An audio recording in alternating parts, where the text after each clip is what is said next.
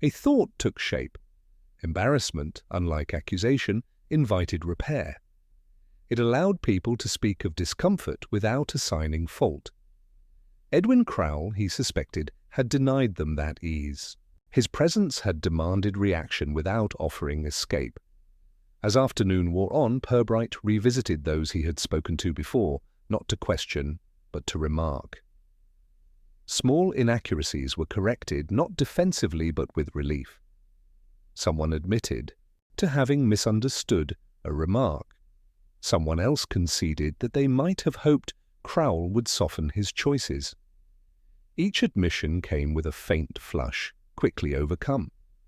By early evening, the village felt subtly altered. Conversations were easier, explanations less guarded. No one confessed to anything significant. They did not need to. The mild embarrassment of recognizing one's own expectations had done the work quietly. Purbright returned once more to Grindle Row. The Lenburys answered the door together. Mr. Lenbury corrected himself mid-sentence and smiled apologetically. Mrs. Lenbury laughed, a sound both surprised and sincere. They spoke briefly of nothing important, and that, Purbright understood, was the point. Comfort had returned, and with it, the willingness to acknowledge imperfection. As he walked away, he considered how little pressure had been required. No confrontation, no revelation, just the gentle allowance for people to admit they had wanted something without asking for it openly. Edwin Crowell had heard those wants clearly enough. The village had not realized how loudly they spoke until silence followed. Purbright reached his lodgings as dusk settled. He felt the case shifting, not toward certainty, but toward understanding. Embarrassment, mild and shared, had loosened what explanation could not. Tomorrow someone would say too much without meaning to. He was content to wait. Relief arrived in Fenton Parva without announcement, and for that reason alone Inspector Purbright noticed it. It appeared in small gestures, shoulders easing, voices gaining a fraction of volume, the casual use of first. Names where titles had recently sufficed. Relief, he had learned, was rarely shared evenly. It settled where it was least examined, and often where it was least deserved. He encountered it first in Mrs. Linney's shop, where conversation flowed with unusual ease. She laughed too quickly at an unremarkable comment, then caught herself, and smiled again, more slowly. "I slept better," she said, unprompted. "I suppose that's a good sign." Purbright agreed, though he did not say of what. Relief did not require validation. It required recognition. Outside, Thomas Reed crossed the street toward him with an air of completion. They exchanged greetings that suggested an ending had been reached. Reed spoke of upcoming events, of how quickly things returned to normal. People needed to move on, he said, and Purbright heard satisfaction where concern might once have been. It was not inappropriate, merely premature. They walked together as far as the green. Reed remarked on how the absence of tension had been palpable. "It's good," he said, "when uncertainty lifts." Purbright nodded. "For whom?" he asked mildly. Reed laughed, assuming the question rhetorical. That assumption lingered between them, unanswered. At the cafe, Mrs. Keene waved Purbright over, eager to report improved attendance at choir rehearsal. "Everyone seemed lighter," she said, as if something had resolved itself. Purbright listened carefully. Resolution without decision was a familiar phenomenon. It left the impression of progress without the inconvenience of change. He noticed then a young man seated alone near the window, watching the exchange with faint confusion. This was Daniel Price, recently returned to the village after several years away. Purbright had seen him before, peripheral and polite. Now, as the room relaxed around him, Price appeared increasingly out of step. Purbright joined him without ceremony. Price greeted him with caution, then relief of a different sort. "People are acting as if it's over?" Price said quietly. "I don't think it is." The words carried no accusation, only discomfort. Purbright asked what he meant. Price hesitated, then spoke of Edwin Crowell with an intensity that had no outlet. He heard things, Price said. People forget that. He described conversations he had overheard as a boy, comments delivered to rooms rather than individuals, praise laced with expectation. I thought it was normal, he added. Now I'm not sure. His relief, Purbright realized, was not relief at all. It was recognition. As they spoke, laughter rose behind them, brief and uncomplicated. Someone dropped a spoon. Apologies were made and accepted. Price flinched at the sound, then smiled ruefully. I suppose it's easier, he said, if you think nothing was required of you. Purbright did not disagree. When Price left, the chair opposite Purbright remained conspicuously empty. The cafe resumed its hum. Purbright paid and stepped outside, the afternoon settling into routine again. He walked toward Grindle Row, passing neighbours engaged in relaxed debate. Relief had softened their edges, and with it, their attention. At the Lenburys, the door opened promptly. Mrs. Lenbury spoke with an ease previously absent, mentioning how glad she was that matters had quietened. Mr. Lenbury nodded in agreement, adding that it was a comfort to believe no one had intended harm. The belief was presented as conclusion rather than hope. Purbright listened, then asked a single, careful question. Do you feel relieved? Mrs. Lenbury answered at once. Yes, she said, then paused, surprised by the certainty of it. Mr. Lenbury looked less certain. The moment passed quickly, smoothed over by tea offered and declined. As Purbright walked away, he considered how relief had been distributed. Those who had spoken most had found it easily. Those who had listened most had not. Edwin Crowell, he thought, would have recognized the pattern. He had lived within it. Near the green, he saw Daniel Price again, standing apart from a small group, observing rather than joining. The group laughed, unaware. Price noticed Purbright and nodded, not relieved, but steadied. That distinction mattered. The village had decided it was finished because it felt better to believe so. Relief had attached itself to the wrong people, confirming their innocence without examination. Purbright paused, allowing the thought to settle. When relief arrived before understanding, it often signaled that something essential had been bypassed. As evening approached, the light softened, forgiving outlines. The green lay quiet, accepting of footsteps without comment. Purbright stood there a moment longer, considering the final shape of things. The wrong person had felt relieved, and that, he knew, was the clearest sign yet of where the truth lay.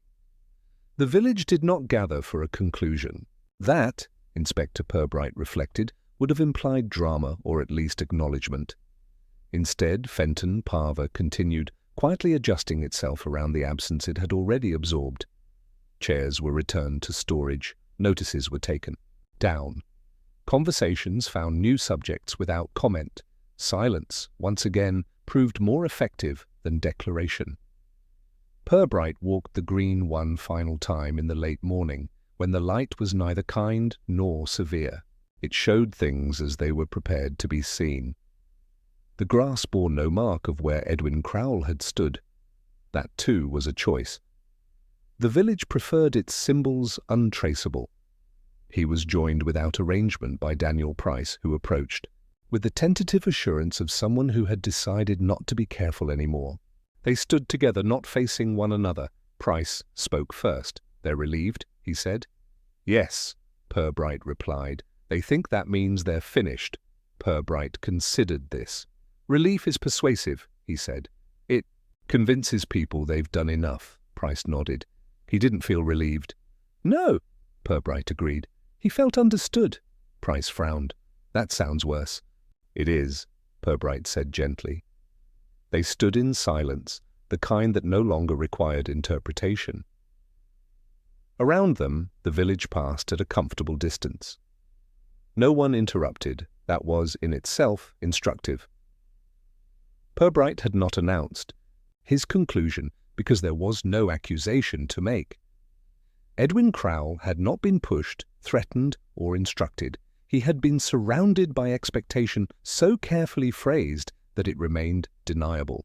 Praise had been offered that assumed adjustment. Concern had been expressed that required response. Silence had followed when response proved inconvenient. The doctor's certificate remained accurate. The heart had failed. What mattered was the work it had been doing beforehand. Purbright visited the Lenburys one last time, not to question, but to inform. He spoke without emphasis, outlining what he had observed rather than what he had deduced. Mrs. Lenbury listened with composure that wavered only once. Mr. Lenbury said nothing at all. "So," Mrs. Lenbury said finally, "no one is to blame." Purbright considered his answer. "No one intended harm," he said. She accepted this with visible relief. He did not add what followed. That was not his role. At the parish office, Mrs. Dent nodded as he spoke, her hands folded. "We value harmony," she said, as though offering explanation. "And harmony," Purbright replied, "requires attention." She did not ask what he meant. By the afternoon, his presence had become unnecessary. That was how it ended. No confrontation. No confession. Just an understanding that settled where it would and refused to be named elsewhere. Purbright returned to his lodgings and packed with methodical care. He paused once, holding the notebook he had barely used. Inside were observations. Without emphasis, notes on omission rather than action. He closed it and placed it in his case. "It's about reassurance," he said. "People want to feel settled." "And do they?" Purbright asked. Reed smiled. "They will." The answer was offered as a conclusion rather than a hope. Purbright watched as Reed corrected the alignment of a chair that had already been straight. Order, he thought, was often mistaken for explanation. Later, at the post office, Mrs. Pike described several conversations she had overheard since the recital. None were complete. One suggested Crowell had been ill longer than admitted. Another implied he had been stubborn to the point of risk. A third hinted at private worries, best left unspoken. Mrs. Pike presented these fragments with professional neutrality, careful not to claim any as her own. "People mean well," she said. "They just choose different emphases." Purbright nodded. Each emphasis, he knew, was a form of explanation that required no defense because it remained unshared. In the library, Mr. Jennings mentioned a letter Crowell had been reading in the days before his death, though he could not recall its content. "Personal," he said, "or perhaps professional." He offered both possibilities with equal conviction, then returned to shelving books. By midday, Purbright had collected a dozen explanations, none of which had been offered directly to him. Each was floated, adjusted, then released, leaving behind only the impression of reason.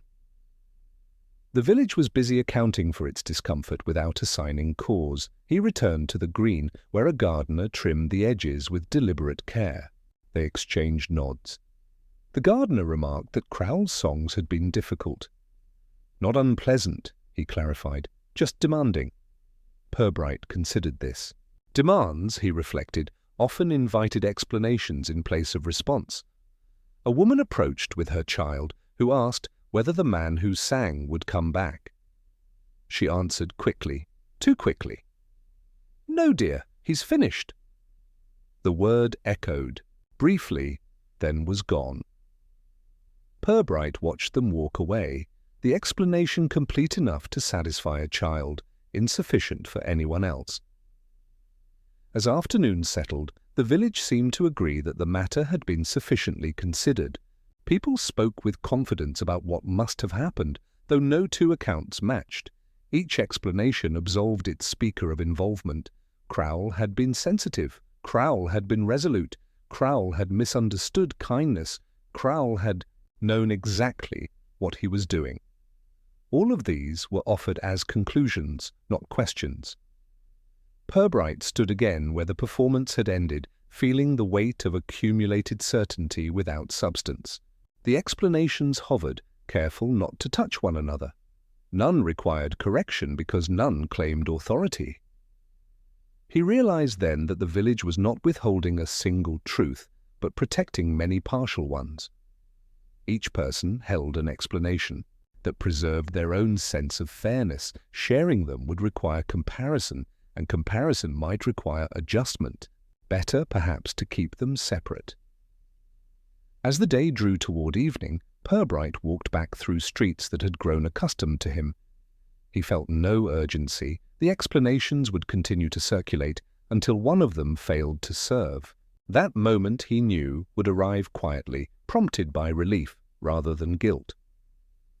At his door, he paused, listening to the muffled sounds of supper being prepared nearby. Lives resumed, explanations filed away. He entered his lodgings and closed the door with care. Several explanations existed, none shared, and that was the difficulty. When people agreed not to compare their reasons, responsibility became untraceable. Purbright removed his coat and placed his notebook on the table without opening it. Tomorrow would not bring clarity by insistence. It would arrive instead when someone recognized that their explanation required a listener. Until then, the village rested comfortably among its unspoken reasons, certain that understanding had been achieved simply by naming it privately. Inspector Purbright discovered late. The following morning, that embarrassment travelled more freely than certainty. It required no defence, invited no argument, and had the useful property of loosening speech without demanding confession. The village, he noted, was particularly adept at employing it gently, like a social solvent applied sparingly to awkward corners. He encountered its first example outside the florist's, where a small delivery had been placed in the wrong window. The proprietor, Mrs. Linney, noticed Purbright watching and coloured faintly, laughing at herself before explanation was required. She corrected the arrangement and apologized to no one in particular. The apology, offered preemptively, made conversation inevitable. "People notice more than they say," she remarked, adjusting a ribbon that did not need straightening. "They do," Purbright agreed. "Especially when they think they shouldn't." Mrs. Linney smiled, relieved. She spoke then of Edwin Crowell's final days, not dramatically, but with the faint discomfort of someone admitting to having thought something uncharitable. "I wondered," she said, "whether he enjoyed being talked about." "And did you decide?" Purbright asked. She hesitated. "I decided it wasn't my business." The answer came with a shrug that invited neither approval nor contradiction. Embarrassment, Purbright reflected, often marked the boundary where curiosity retreated. He walked on, allowing the thought to settle, and found Thomas Reed supervising repairs near the village hall. A plank had been mismeasured. Reed laughed at the mistake, calling attention to it before anyone else could. The workman joined in, the error rendered harmless by acknowledgement. Purbright waited until the laughter faded. "People prefer mistakes." "Named," he said mildly. Reed nodded. "Otherwise they linger?" "And lingered things," Purbright added, "are harder to manage?" Reed glanced at him, then away. "Edwin was good at making people uncomfortable," he said, as though continuing an unrelated thought. "Not deliberately, just by being precise. Precision can feel exposing," Purbright replied. Reed smiled, embarrassed now in a smaller, more personal way. "Yes," he said, "that's exactly it." They parted without further comment, the exchange complete. Purbright continued toward the cafe where he found Mrs. Keene seated alone, stirring her tea though it had long cooled. She looked up as he approached, then laughed quietly. "I suppose I should be ashamed," she said before he spoke. "Of what?" Purbright asked. "Of being relieved," she said. When the song ended, she watched his reaction carefully. He offered none. Encouraged, she continued, "Not because I disliked it, because I was afraid someone would say something afterward, something difficult." "And did they?" Purbright asked. She shook her head. "No, we applauded instead." Embarrassment flickered across her face, then settled. "It was easier," she said. Purbright thanked her for the honesty, and she waved it away, already recovering her composure. He left her there, aware that the admission had cost her little and revealed much. The village seemed brighter by midday, the sun lending confidence to small errors. A man stumbled over a greeting and corrected himself with a grin. Two women disagreed openly about cake and laughed when neither yielded. Embarrassment passed between them lightly, leaving conversation smoother in its wake. Purbright paused at the green, watching children rehearse a play. One forgot a line and stood frozen until another prompted her, too loudly. The mistake was acknowledged, laughter followed, and the scene resumed with renewed energy. He noted how easily progress followed admission. A woman joined his table without invitation, setting her cup down with resolve disguised as accident. She introduced herself as Mrs. Keene, a member of the choir. Her voice was steady, her words arranged for safety. "Edwin heard too much," she said quietly. "People thought if they didn't speak directly, it didn't count." Purbright considered her. "And did it?" he asked. She smiled thinly. "Only if you believe silence is neutral." They sat for a moment, listening to the ordinary sounds of cups and cutlery. Mrs. Keene spoke again, describing rehearsals where comments were made to the room rather than the man. "Suggestions," she said. "Concerns." "Always general." "And he responded?" Purbright prompted. He adjusted. "His position," she said. "Never his choices." When she left, the space she vacated seemed deliberate. Purbright finished his tea and stepped outside, the air cool with unshed rain. He walked toward the edge of the village, where hedges muffled sound and conversations were more easily mistaken for privacy. There, near a gate left ajar, he heard raised voices retreat as he approached. Apologies followed, unnecessary and precise. He paused, allowing the moment to pass, then continued. The pattern was clear enough now. Edwin Crowell had been surrounded by speech that refused ownership. Praise delivered sideways, concern floated as atmosphere, criticism disguised as communal reflection. None of it required reply. All of it demanded adjustment. As afternoon approached, Purbright returned to the green where chairs had not yet been replaced. The space was open, vulnerable to sound. He stood where Crowell had stood, imagining the weight of listening without acknowledgement. Being overheard was not the same as being addressed. The distinction, he thought, could be exhausting. A child ran past, singing loudly and without precision. A parent corrected the tune, but not the volume. Purbright smiled faintly. Some sounds were permitted their freedom. Others were managed until they complied or ceased. He left the green as the clouds gathered, the village preparing itself for rain with communal acceptance. Conversations retreated indoors. Doors closed. Sound became contained again. Purbright adjusted his coat and considered the next step. Someone, eventually, would have spoken plainly, or believed they had. Until then, the difficulty remained, hearing everything while being invited to answer nothing. He walked on, attentive to echoes rather than voices, content to let the village continue its careful murmur. What mattered, he knew, was not what had been said aloud, but what Edwin Crowell had been forced to hear alone. Inspector Purbright spent the morning being refused information by people who were certain they had been helpful. The refusals were shaped like apologies, wrapped in civility, and offered with expressions that suggested shared disappointment rather than obstruction. He accepted them all with equal courtesy, noting how often clarification was declined, not with denial, but with refinement. His first call was at the parish office, a low building with an air of patient administration. Mrs. Dent, who kept the records and the tone, received him with practiced composure. She answered his questions thoroughly, up to a point that was never specified aloud. Dates were confirmed, times agreed, names were offered only when already known. When Purbright asked about a meeting held after choir practice 2 weeks earlier, She smiled with sympathy. "It was informal," she said.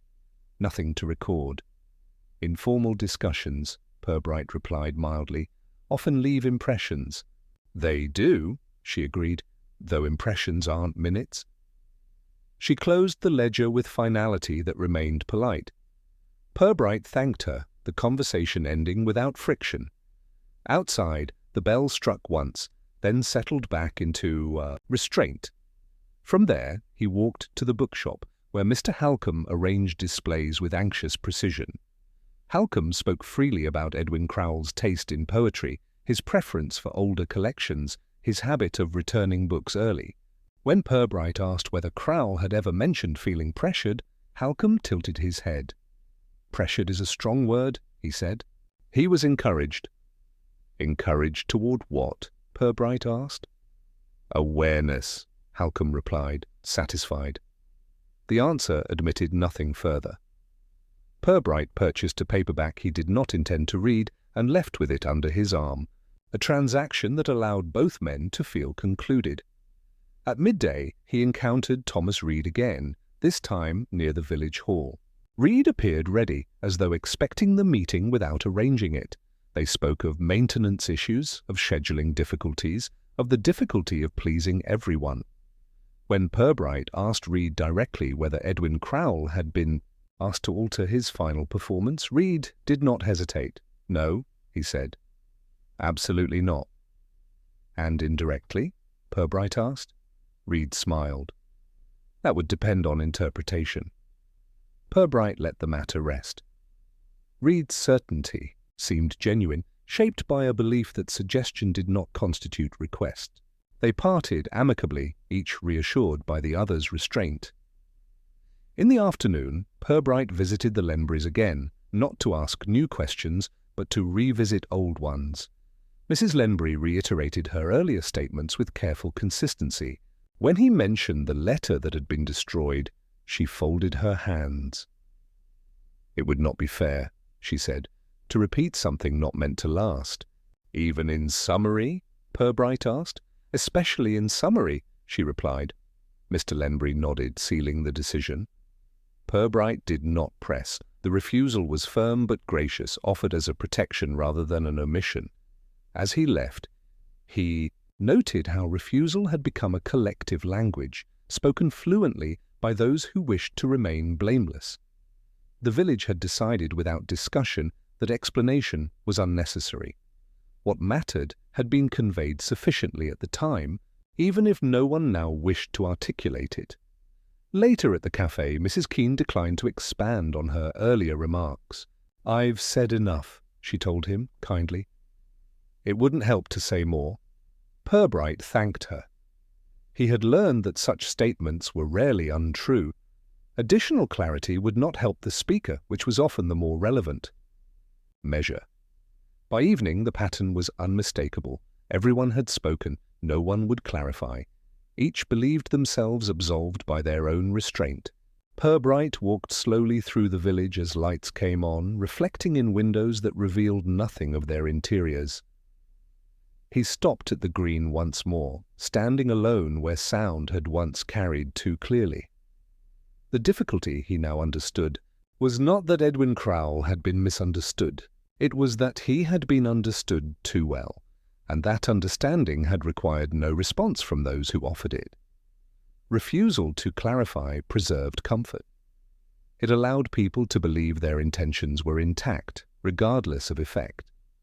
Purbright considered how often politeness functioned as insulation, softening responsibility until it became unrecognizable. He took out his notebook again, writing a single line this time. He closed it immediately. Tomorrow someone would clarify accidentally. It always happened. Until then, the refusals were sufficient. They had explained far more than their words suggested. Purbright turned away from the green and walked toward his lodgings, the village settling behind him with collective relief. No one had been accused. Nothing had been explained. Courtesy remained intact. That, he thought, was the most telling refusal of all. By the following morning, Fenton Parva had developed a comfortable familiarity with uncertainty. It moved through its routines with the assurance of a place that believed nothing essential had been disturbed. Inspector Purbright noticed this as he walked from his lodgings toward the green, the air carrying the faint smell of toast and damp hedges. People greeted him with ease now, no longer cautious, as though his presence had been absorbed into the village's normal inconveniences. He paused outside the baker's, where a short queue had formed with careful spacing. The conversation ahead of him concerned weather, deliveries, and a rumor about a cancelled order that no one claimed to have started.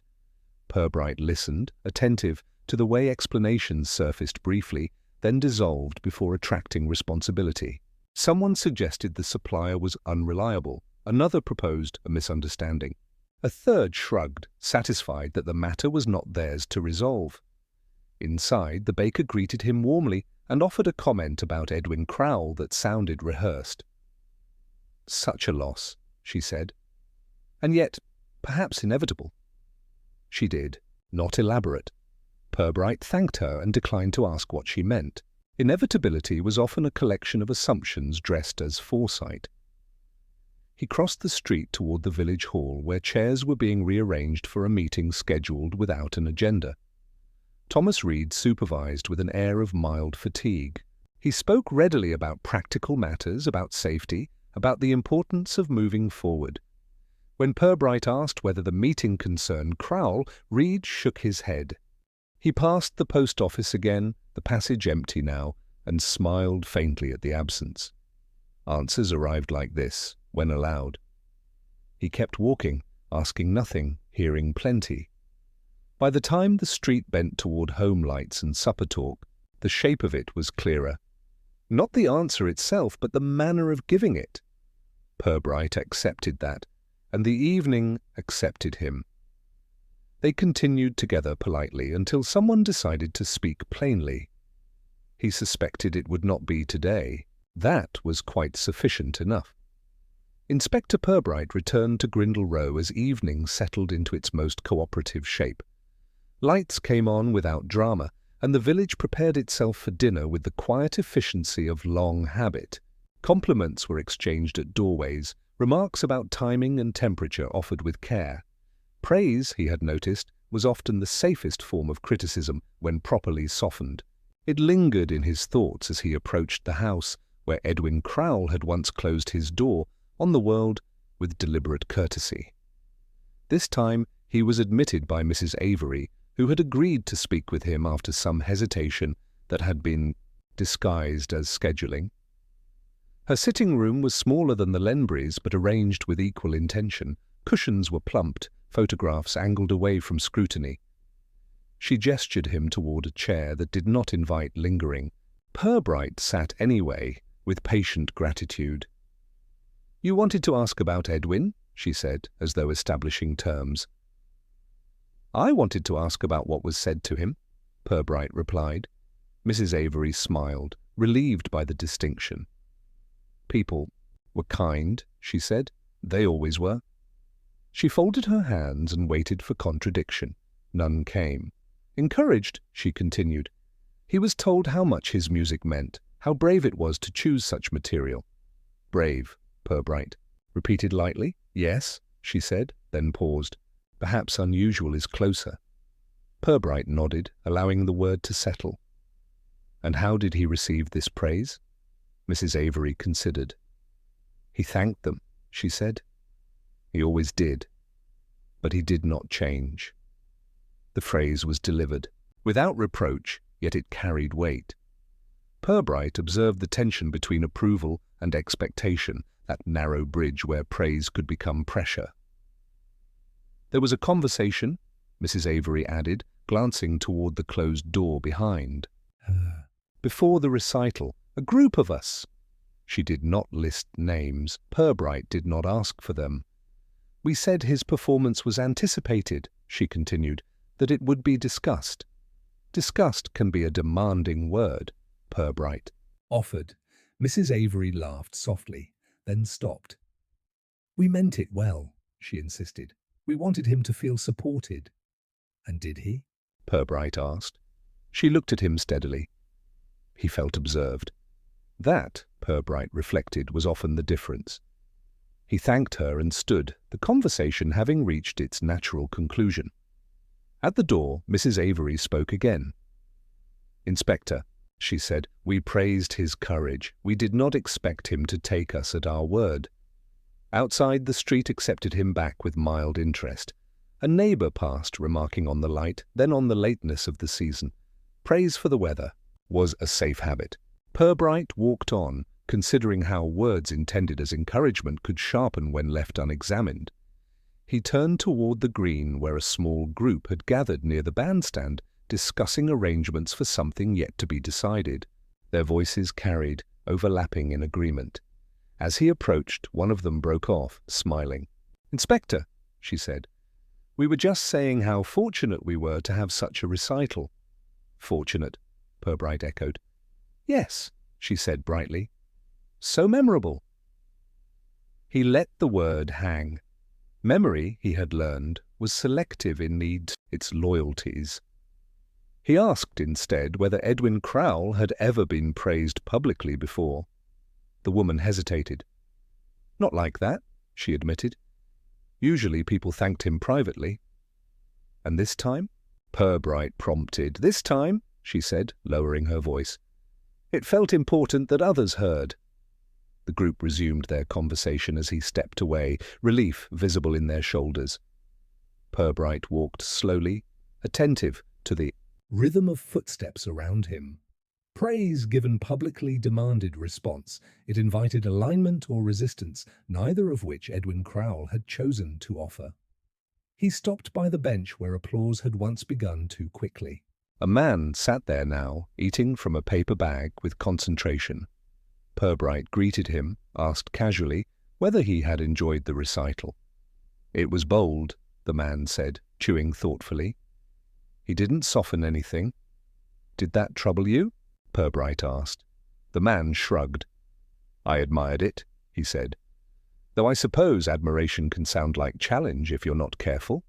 Purbright thanked him and moved on. The village lights reflected on the pavement, small affirmations of order. He considered the pattern emerging.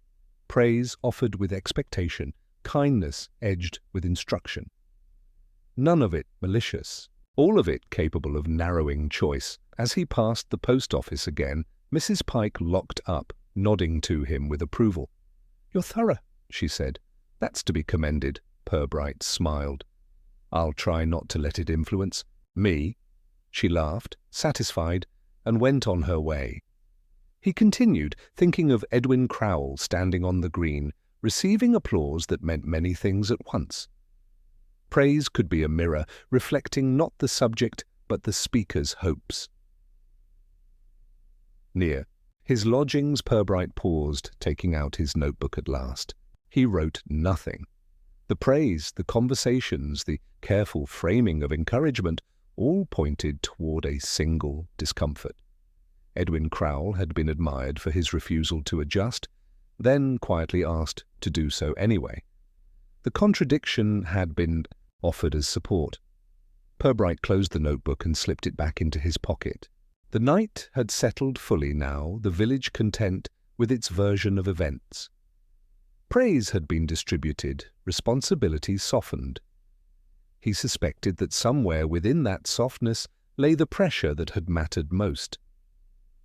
He unlocked his door and stepped inside, the latch closing with familiar precision. Tomorrow, he would ask about consequences. For now, he allowed the thought to rest. Praise, when misunderstood, could weigh heavier than blame. The village had meant it kindly. Meaning, he knew, was not always enough. Morning in Fenton, Parva resumed, itself with modest confidence. Doors opened to admit milk bottles, greetings were exchanged with the reassurance of repetition, and the previous day's discomfort was reduced to something manageable through routine. Inspector Purbright observed this from the window of his lodgings, finishing his tea at an unhurried pace. He had learned that villages did not forget overnight, they merely refiled. What had been said softly became harder to locate once daylight insisted on order. He set out shortly after 9, choosing routes that required explanation rather than efficiency. Outside the butcher's, 2 men discussed delivery times in voices pitched to avoid commitment. At the chemist, a woman repeated a request already understood.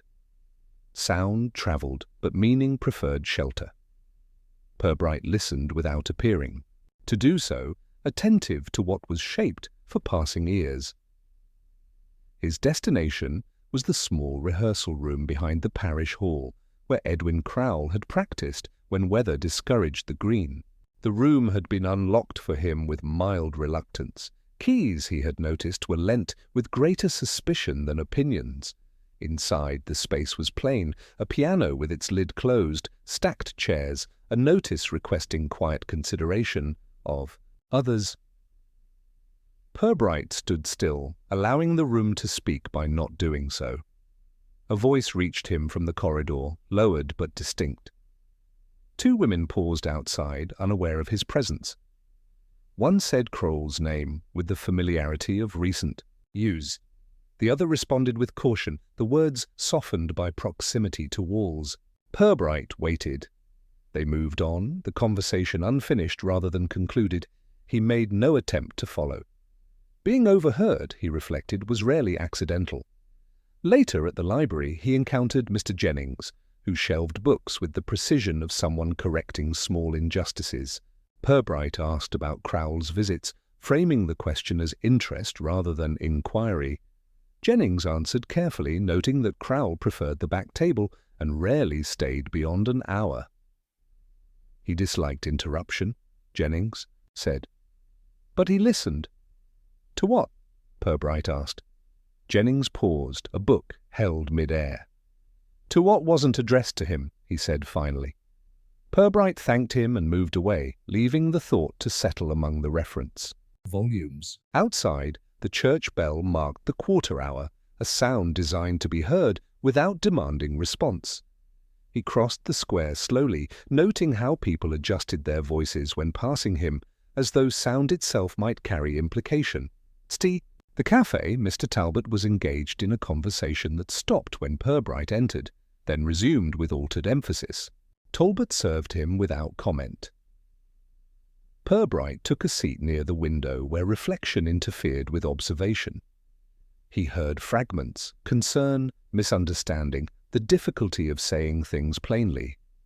None of it was directed at him. That, he suspected, was intentional. Purbright glanced toward the closed door that led to the hall. Did Mr. Crowle receive them? Always, Mrs. Lenbury said. He didn't like voices raised on the step. He preferred conversation, Mr. Lenbury said. Contained. Purbright smiled faintly. Contained conversations often travel, he observed. They do, Mrs. Lenbury agreed, though they usually return altered. The tea was good, properly strong. Purbright set the cup down untouched now, giving it the respect of attention. On the evening before the recital, he said, did anything differ? Mr. Lenbury looked to his wife, then back. There was a letter, he said. Pushed. Through the door. Mrs. Lenbury inhaled, then exhaled with care. It was read, she added. It was not kept. Purbright did not ask what it said. He asked, instead, did it upset him? Mrs. Lenbury considered. It clarified, she said. Mr. Lenbury nodded once more. He slept badly, he added, as though noting weather. Outside, a car passed slowly, the sound stretched thin by courtesy. Purbright stood. Thanks were exchanged, regret offered and declined in equal measure. At the door, Mrs. Lenbury paused. Inspector, she said. Edwin believed doors were promises. Purbright inclined his head. They are, he said. Of a sort. He stepped out, and the door closed with a firmness that suggested resolution.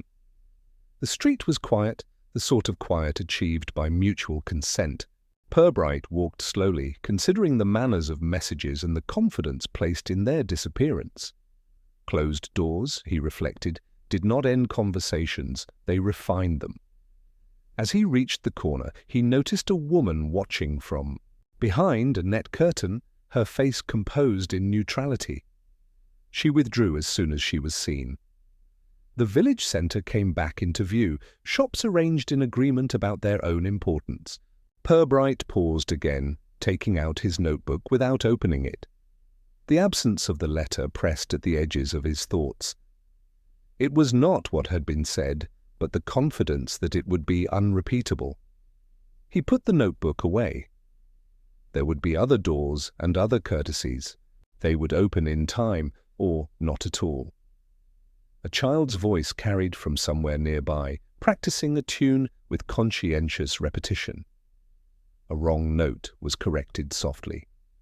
Purbright listened, counting the spaces between sounds. The song continued, imperfect but earnest. He turned toward the sound, already certain that what remained unheard would prove the more instructive. With the afternoon settling into routine, he walked on, carrying with him the knowledge that civility had done its work. It had closed a door, and in doing so had quietly invited him to find another. He accepted the invitation without haste. The light shifted almost imperceptibly, the village agreeing to evening by degrees. Purbright adjusted his pace, attentive to the small movements that signalled change. Somewhere, a door opened and closed again, not for him. He noted it anyway. Courtesy, he thought, always left traces. They were rarely meant to be followed, but they could be read. With that consideration, he allowed himself a brief smile, quickly dismissed. There was work yet to do and doors to approach with care. He continued along the pavement, blending into the ordinary afternoon, his presence already becoming part of the village's unspoken adjustments. The courtesy of closed doors lingered behind him, patient and unresolved, waiting to be misunderstood. He did not hurry the thought. Experience suggested that what followed restraint often revealed itself obliquely.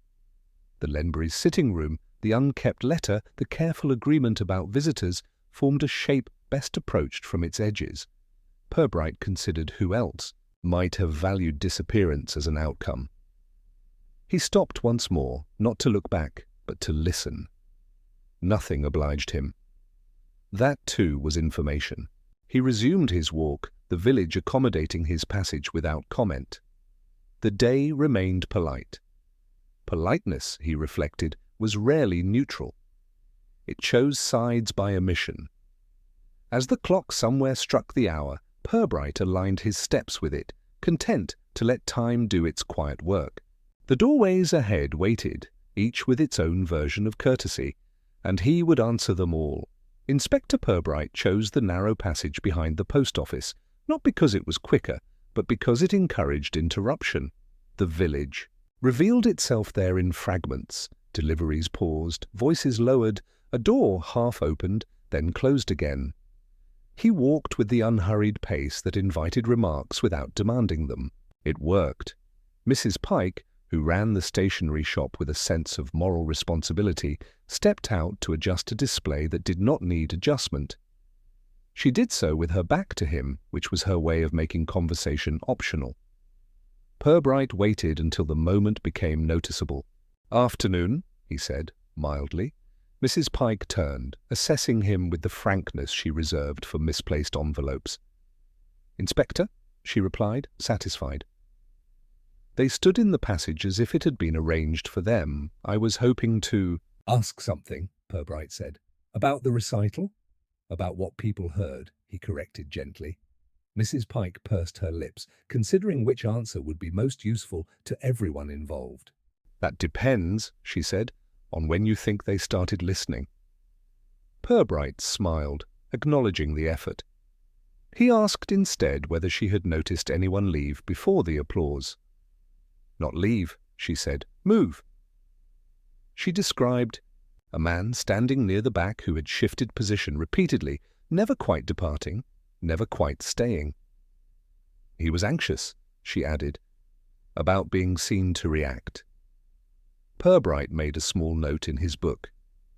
"Anyone else?" Mrs. Pike adjusted the display again, this time with purpose. "There was clapping," she said. "That did not match the music." "Too fast," Purbright suggested. "Too relieved," she corrected.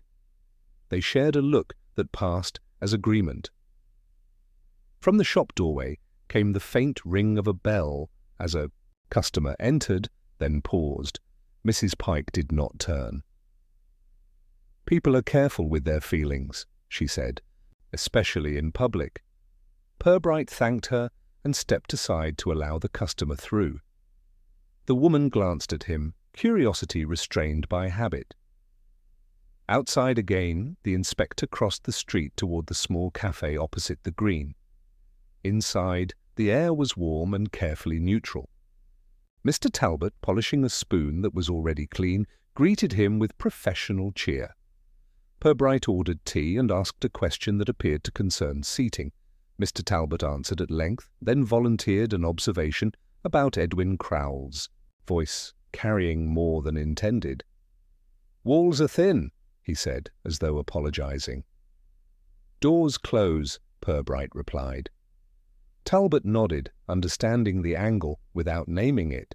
He mentioned a late visit on the night before the recital, a woman who spoke softly and stayed too long. "Concerned," Talbot said. "Protective." Purbright finished his tea. He thanked Talbot and left a coin on the counter, an unnecessary courtesy that was noticed. Outside, the green lay in its afternoon calm. Purbright stood where the song had ended and considered the question he had not yet asked directly.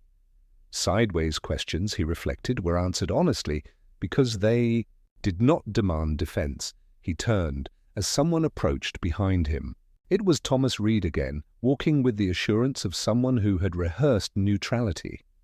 They exchanged greetings that acknowledged nothing. Reed remarked on the weather.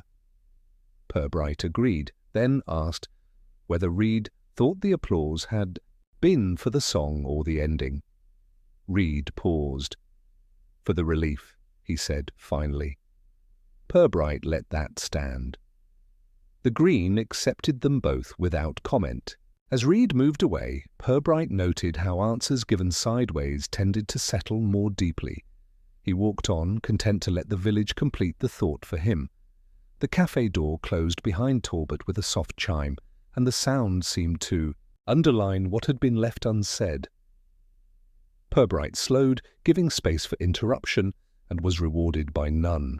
He preferred it that way. A cyclist passed, careful, eyes forward, bell untouched. From a nearby bench, two women discussed cakes with an intensity that suggested rehearsal. Nothing required his attention, which was precisely the point. He considered. The woman Talbot had mentioned, the careful softness, the length of the visit, concern and protection were convenient names for persistence. At the edge of the green, Purbright stopped again, turning his body without turning his head. He asked no one, and everyone answered by continuing. The village had offered him civility, fragments, and relief in that order. What remained was motive disguised as care. He resumed walking, aligning his steps with the unspoken rhythm of the place.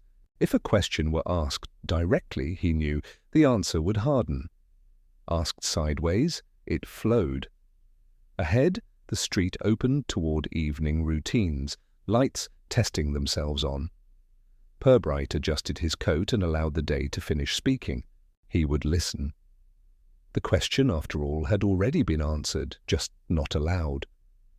With that settled, he left the green to its habits and turned toward the next door that would close politely. The path narrowed, encouraging the same careful exchanges he had come to expect. Somewhere a kettle began, then stopped. A curtain moved, then was still. Purbright noted these things without collecting them, trusting sequence to do its work. He felt no urgency, only direction. The village would continue to speak, provided he did not interrupt. That courtesy, he suspected, would be repaid. Purbright nodded again encouragingly. "It's been said," Reed went on, "that Edwin's last song was pointed." "Pointed in what way?" Purbright asked. Reed hesitated. "Some felt it was about the village." And did you? I Didn't not, Reed replied, which seemed to satisfy him. They stood together in silence for a moment, listening to nothing in particular. Songs, Purbright said at last, are often remembered differently once they've finished. Reed agreed with this, though his expression suggested he was not entirely certain why. As Purbright walked away, he considered the shape the case was already taking. No urgency, no accusation. A man had died in public, and the village had closed, ranks around its manners.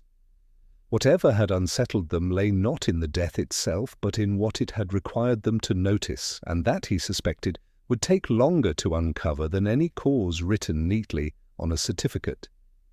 The staff room smelled, faintly of chalk, instant coffee, and something reheated twice beyond enthusiasm.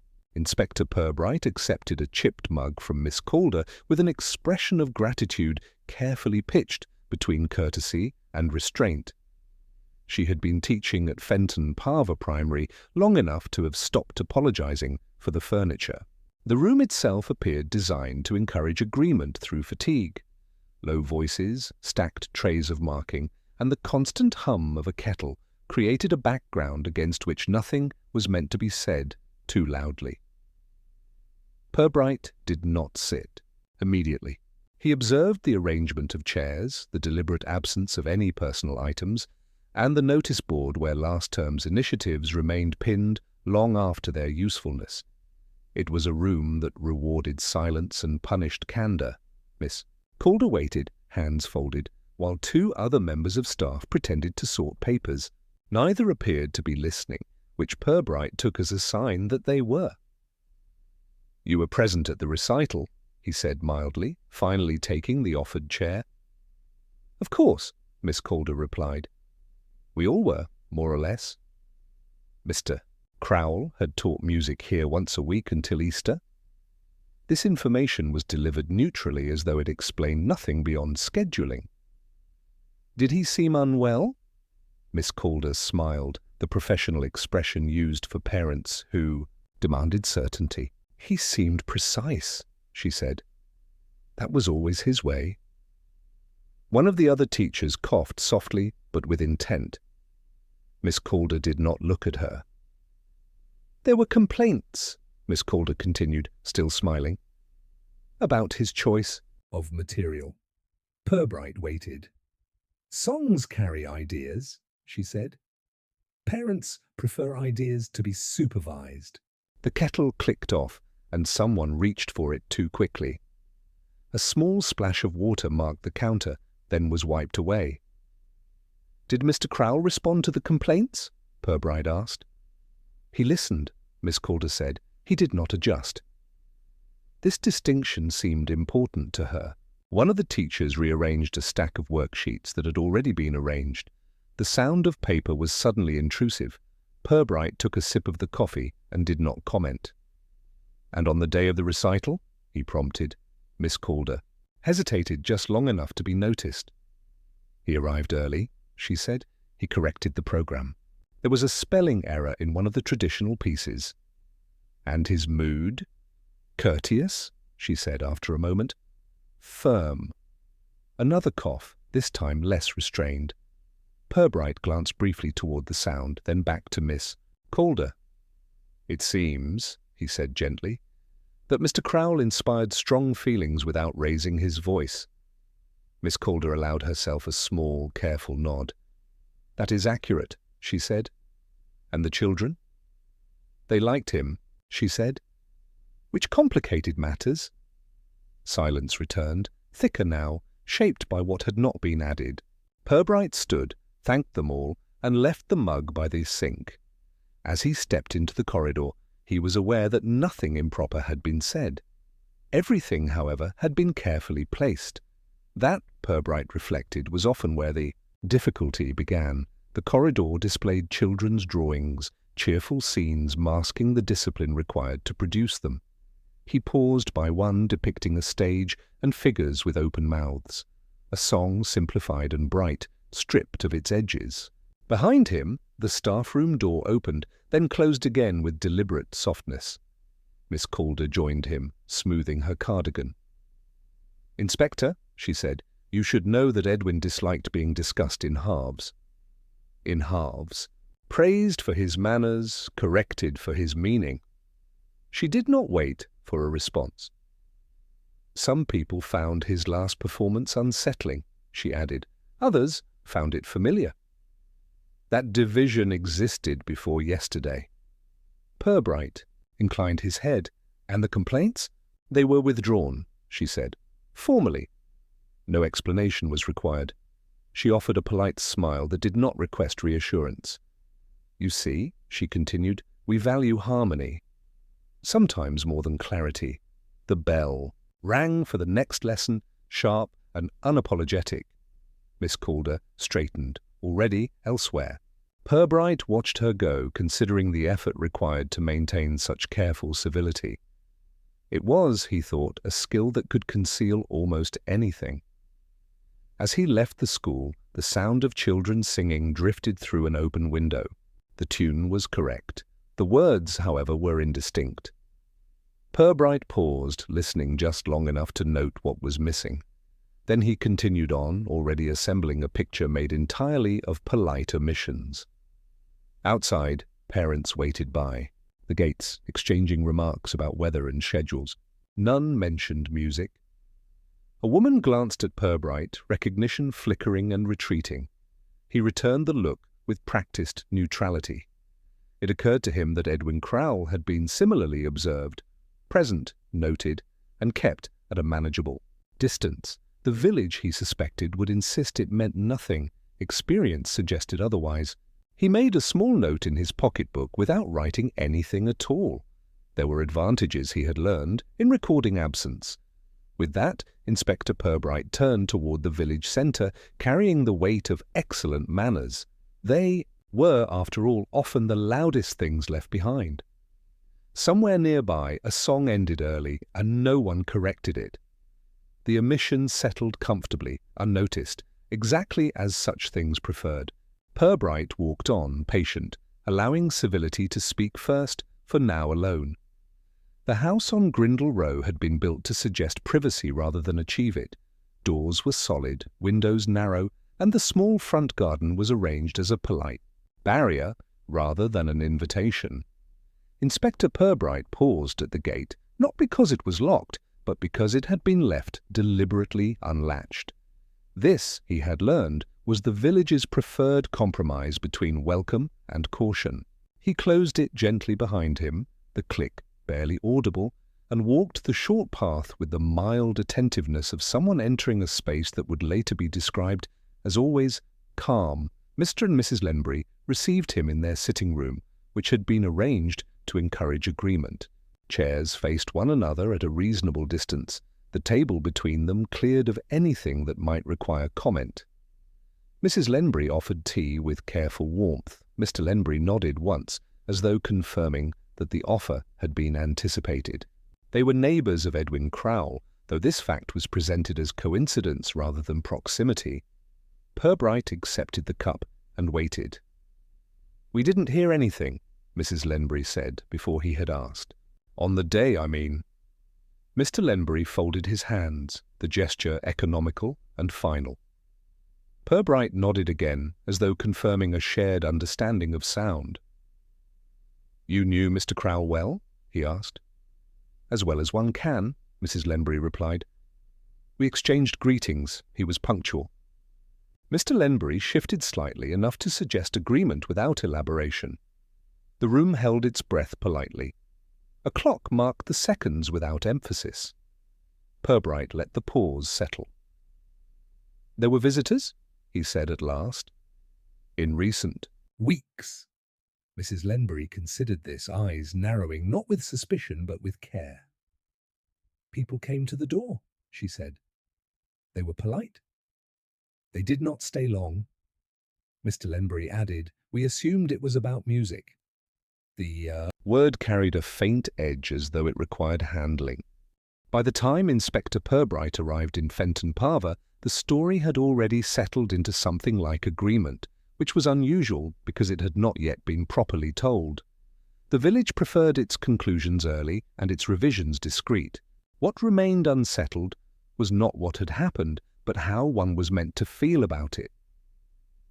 The afternoon before had been devoted to the summer recital, an event that occupied a comfortable middle position in the village calendar. Not important.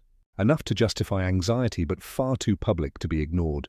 Folding chairs had been arranged in a hopeful semicircle on the green, programs printed on cream paper, the font chosen to suggest culture without effort.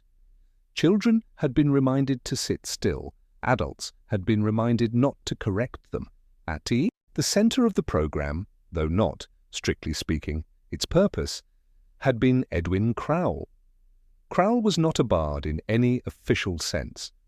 The title had attached itself to him through repetition rather than accuracy, a result of his habit of performing traditional songs at events that did not require them.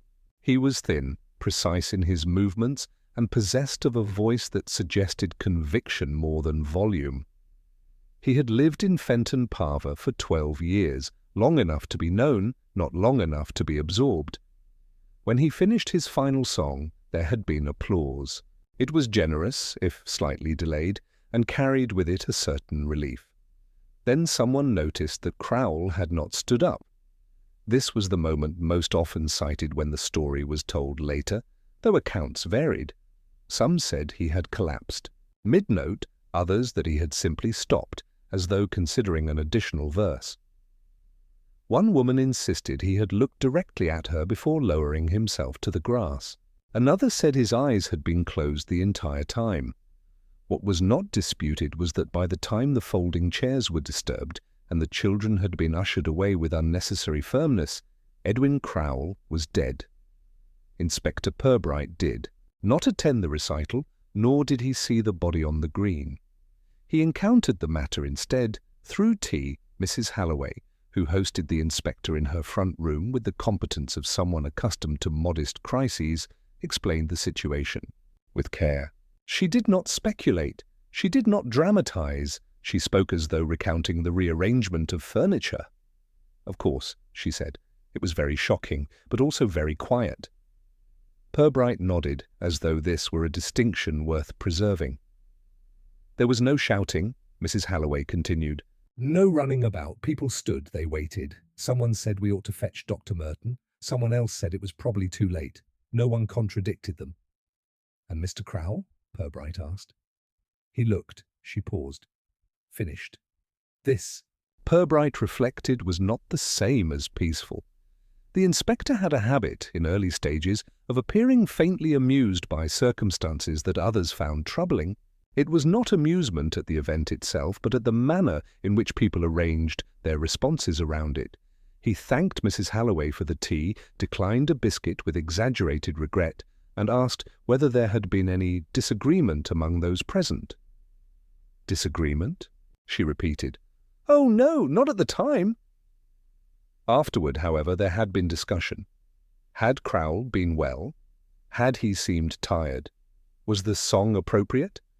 Someone remembered an argument from weeks before, though not its subject. Someone else remembered nothing at all which they presented as evidence of calm. The doctor, it transpired, had certified the death as natural. A heart condition, undisclosed but not entirely unexpected. This information had been received with mixed satisfaction. It resolved the matter efficiently, but left certain people dissatisfied with the ease of it. Purbright visited the green later that morning. The chairs had been removed, though faint rectangles remained where they had pressed into the grass. A programme lay half-folded near the bandstand, damp from dew. The place looked, as public places do after significance has passed, through them, slightly embarrassed. He stood for a moment where Crowell had performed. It was not marked. No one had thought to mark it. A man approached him, careful to appear coincidental. "Inspector," he said, offering the word as both greeting and test. Purbright smiled mildly. "Good morning." "I'm Thomas Reed," the man continued. "I helped organize the recital."